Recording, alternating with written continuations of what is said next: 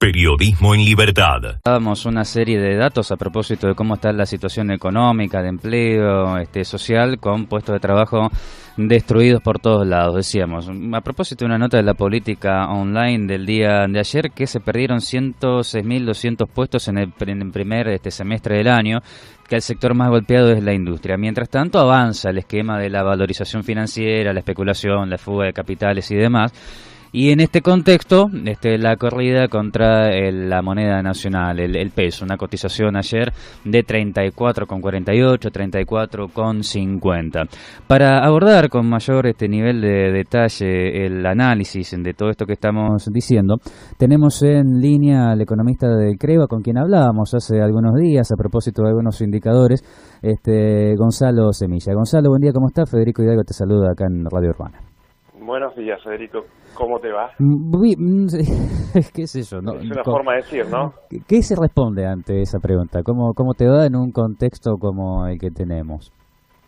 Y la verdad que no nos está yendo bien, evidentemente. Te estaba escuchando. De todo lo que mencionaste, no hay un indicador que nos llene de optimismo por el momento. Donde vos explores empleo, industria, construcción, mercado automotor, mercado inmobiliario, no hay ningún sector de los que podamos hablar y algunos más que nos muestre algún indicador de esperanza, de optimismo o de crecimiento. En definitiva, todo esto que estamos mencionando, todo está en baja y por lo que estamos viendo va a seguir ocurriendo. Vos estás diciendo que hay una destrucción de empleo bastante importante en muchos sectores de la economía en el primer semestre, cuando en definitiva la recesión está comenzando en el segundo, o un par de meses antes de comenzar el segundo semestre. Es decir, como que todavía queda mucho por andar y no de la mejor forma.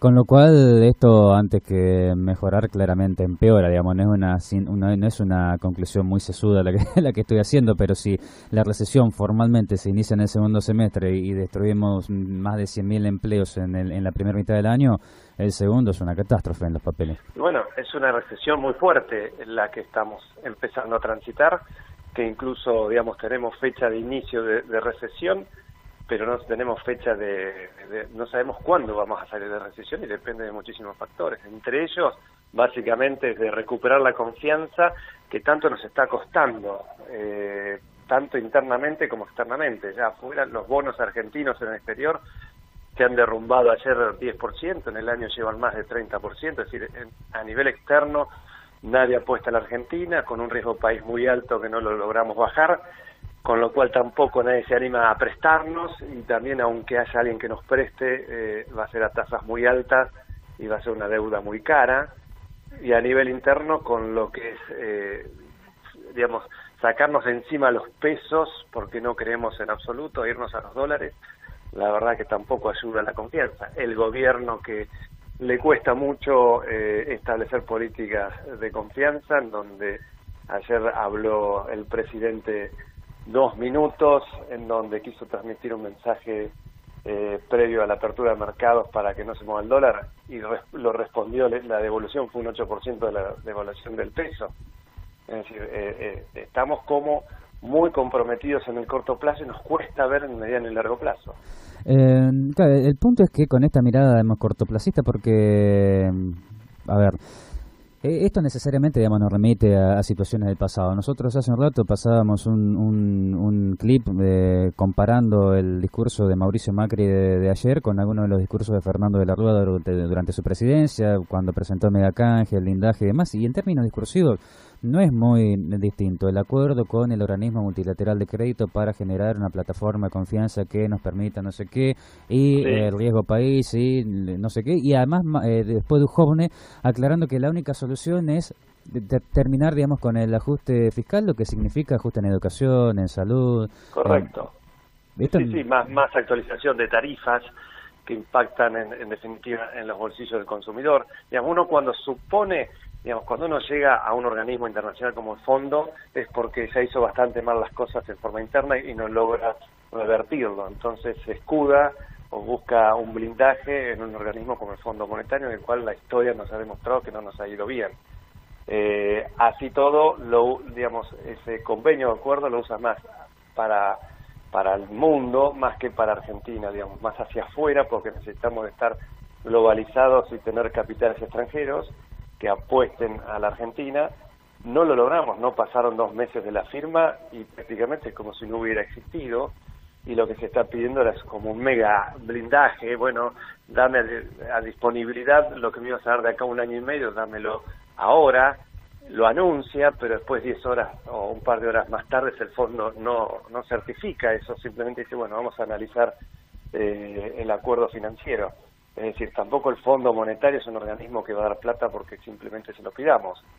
Te doy dinero, te doy desembolsos, pero tenés que cumplir mínimamente con exigencias fuertes que, si no es la inflación, porque ya no la estamos cumpliendo, va a ser con una reducción furiosa, digamos, del gasto público. ¿Y qué es lo que estás diciendo vos? El gasto público va al área social, va a educación, va a menos subsidio. Digamos, es como que cualquier tablero de comando donde vos bajes una palanquita te sube otras inmediatamente.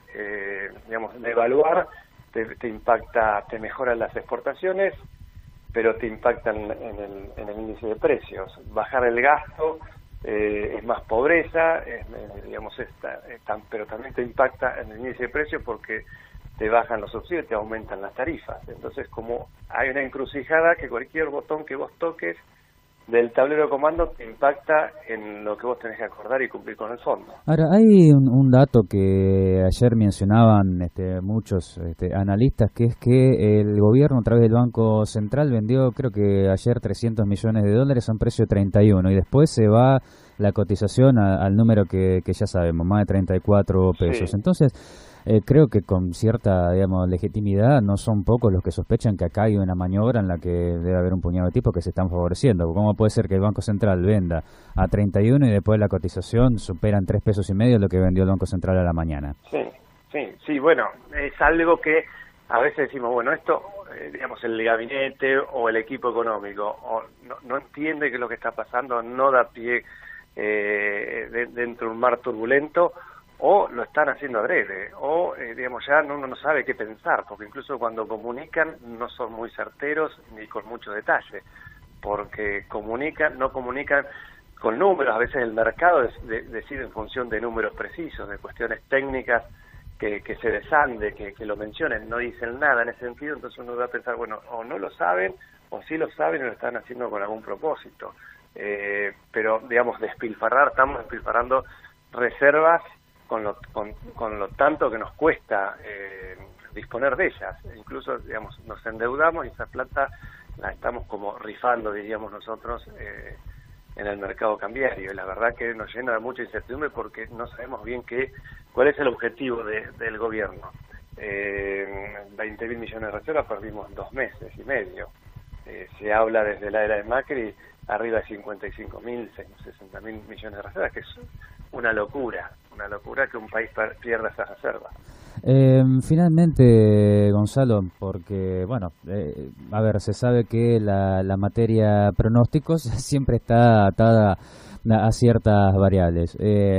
Dar un pronóstico y en función de lo que venís diciendo en el corto o mediano plazo parece ser una suerte, digamos, de misión imposible. Hoy, ¿qué puede pasar hoy? Bueno, hoy, después de la escalada de ayer, debiera el mercado tranquilizarse un poco, pero eso generalmente después de una corrida como la de ayer, tan brusca, tan fuerte, en el cual fue la más destacada de todos los países emergentes. Es más, en algún momento nos quejábamos de que nuestra devaluación del peso era impulsada, motorizada por la devaluación de la lira turca. Hoy seguramente los turcos están diciendo que su devaluación correspondió por nuestra devaluación del día de ayer, que nosotros empujamos a la economía turca. Pero ayer los bonos argentinos cayeron 10%, hoy debiera haber cierta calma, porque si hoy no ocurriera eso, ya incluso se está pidiendo algún cambio de nombre dentro del equipo económico, y a veces ya es como que estamos lejos de los nombres, ya no importa qué nombre ponga uno. Digamos, nuestra esperanza, que tampoco se vive de esperanza, es que hoy esté un poco más quieto el mercado, pero bueno, eso lo vamos a ir viendo, te diría minuto a minuto. Quizás si hablamos a la tarde, hablemos de otra cosa, lamentablemente. Bueno, vamos a ver en qué queda, bueno, qué sé yo, vamos a ver cómo sigue esto, porque evidentemente no se terminó ayer, no se termina hoy, y es una espiral terrible, que además, digamos, el tema de la incertidumbre, ¿no? Se habla mucho de la incertidumbre de los mercados, pero nos estamos olvidando, a ver, el presidente ayer le habló a los mercados, no le habló a la sociedad argentina en su conjunto, ¿no? Y es un detalle que no es menor. Entonces hoy se mantiene el tipo de cambio, que es relativamente estable, salvo que haya alguna noticia interna o en el mundo extranjero, o con acuerdo con la guerra comercial entre China, entre Turquía, entre Estados Unidos, algún dato interesante de Brasil, porque a nosotros nos está impactando todo. Brasil siempre nos impactó, China, Estados Unidos, si hay algún aumento o alguna baja en la tasa de interés de los bonos de Estados Unidos, también mueve capitales en el mundo, y eso no es algo que manejemos nosotros. Y después, bueno, ver si el Banco Central está dispuesto a seguir vendiendo reservas. Evidentemente 100 millones, 200, 300 no alcanzan, pero se van. Entonces, o es no vendo ninguna y que siga el tipo de cambio manejándolo el mercado, o porque demanda hay mucha, pero oferta hay poca, o directamente digo, bueno, vendo 1.000 millones, 1.500 millones, que sería, digamos, una sorpresa vender tanto, a ver si el dólar lo quieta. Pero bueno, nos ha demostrado que en el tiempo ha vendido 800 millones hace menos de 10 días y el dólar siguió subiendo, aumentó 4 o 5 pesos desde ese momento. Gonzalo, muchas gracias por el análisis. Vamos a renovar el contacto en poco tiempo nada más. Seguramente, a disposición, y buenos días. Buenos días. Dialogábamos con Gonzalo Semilla, economista del CREVA, a propósito de, bueno, todo esto que ustedes saben. Periodismo en libertad, en Radio Urbana.